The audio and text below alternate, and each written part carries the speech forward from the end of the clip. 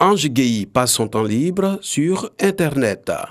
Il se connecte à Facebook pour s'informer et communiquer avec ses amis. Facebook, pour moi en tout cas personnellement, Facebook, moi je l'utilise à des faits de commerce parce que je suis promoteur de spectacle, je suis manager et je vais sur Facebook pour plus la promotion de mon établissement, je peux parler de mes spectacles. Voilà, là je peux que dans ce cadre on peut utiliser Facebook, mais quand tu mets tout ce qui t'arrive dans ta famille, ça fait que tout le monde est accessible à ta famille, tu n'as plus de vie privée. Tu es blessé, c'est sur Facebook, tu es en deuil, c'est sur Facebook, tu as eu des problèmes avec ta femme, avec ta copine, c'est sur Facebook. Non. L'Internet et les réseaux sociaux façonnent aujourd'hui les hommes en réinventant leur manière d'interagir avec l'environnement. Ces outils de technologie numérique peuvent impacter la cellule familiale positivement comme négativement. La Fondation Couillot, une institution de promotion de la stabilité de la cellule familiale, interpelle les utilisateurs au cours de cette conférence de presse. Pour le conférencier, le numérique doit servir de moyen d'éducation et de développement. Le danger est qu'il y a des gens à table, ils sont sur le numérique, dans le lit, il est sur le numérique, mais à quel moment il a le temps pour communiquer avec sa femme? Étant entendu que la communication est l'oxygène de la famille. Donc nous encourageons les uns les autres à avoir un temps précis, un temps pour chaque chose, pour ne pas que la famille prenne un coup dans le fonctionnement. Les participants ont été invités à l'utilisation à bon escient des outils numériques pour la préservation de l'unité des couples. Non au divorce et à la séparation, non à l'abandon des enfants, non aux grossesses précoces, des messages livrés pour sensibiliser les familles. Grâce au numérique, on arrive à communiquer les uns avec les autres, donc ça nous rapproche. Mais en même temps, il ne faudrait pas passer tout son temps, toute sa vie, voilà, sur son iPhone, sur son smartphone et tout ça, parce que comme ça éloigne aussi, voilà, ça disloque les familles. Donc ce genre d'initiative, vraiment, nous saluons beaucoup. La Fondation Couillot s'est donnée pour vocation l'unité de la cellule familiale. Elle œuvre depuis sa création à la préservation des couples contre le divorce en leur prodiguant conseils et astuces pour réussir le mariage. La Fondation Couillot lutte également contre les violences faites aux femmes et aux enfants dans la société. Selon les données de la dernière enquête démographique, dans les zones du nord et du nord-ouest de la Côte d'Ivoire, 50% des femmes âgées de 25 à 49 ans vivent en union libre avant l'âge légal qui est de 18 ans. Face à cette situation, le pays s'est inscrit dans une dynamique pour faciliter la lutte contre ce phénomène avec son insertion dans le projet Suède.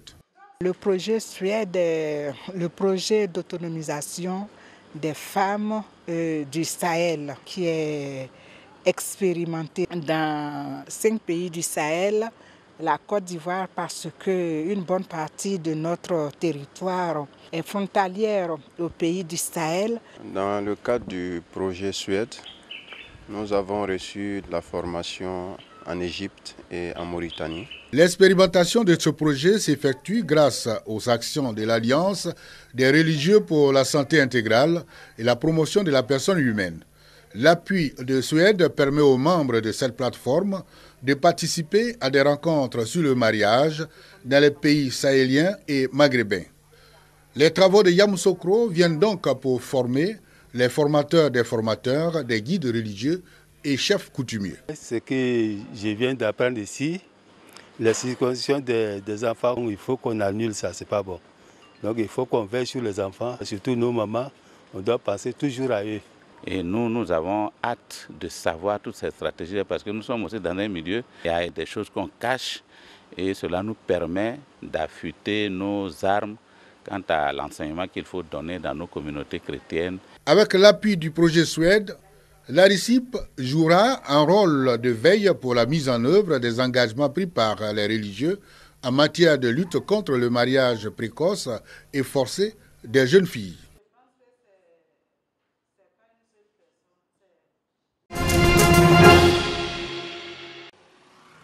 L'oisiveté, mère de tous les vices.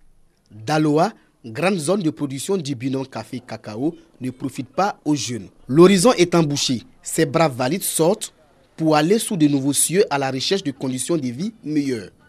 De 2014 à 2015, ce sont plus de 20 000 jeunes qui sont partis de Daloa pour l'aventure européenne au péril de leur vie. Par rapport à nos enquêtes qu'on a pu mener sur le terrain, c'est le manque d'infrastructures qui pousse nos jeunes, on va dire, à aller à l'aventure.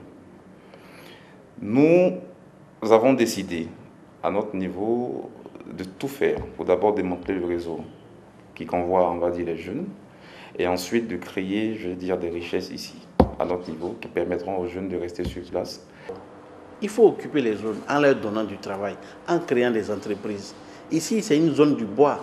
Faites de bonnes scieries de bois, créer des emplois, mettre en avant le secteur informel, le secteur privé, les entreprises.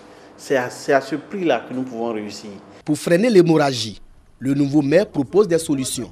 Transformer nos matières premières en produits finis afin que nos enfants puissent rester sur place. Je dis construire, on va dire, une usine de transformation de manioc. Je suis en train de chercher des partenaires pour, je dis, construire encore d'autres usines de transformation de cacao, parce que la région du Haut-Sassandra est la première région agricole du pays. Donc il faut mettre ce volet-là à profit. Construction d'usines de transformation du binôme café-cacao, du manioc, extension du réseau électrique et addition en eau potable, des projets prioritaires pour la nouvelle équipe municipale, des projets pour freiner l'immigration irrégulière à Daloa.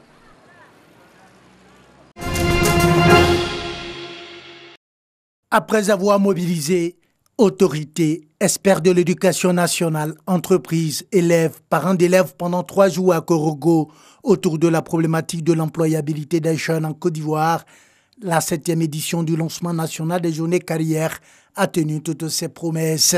Information donnée ce vendredi lors d'une conférence de presse animée par le directeur de l'orientation et des bourses.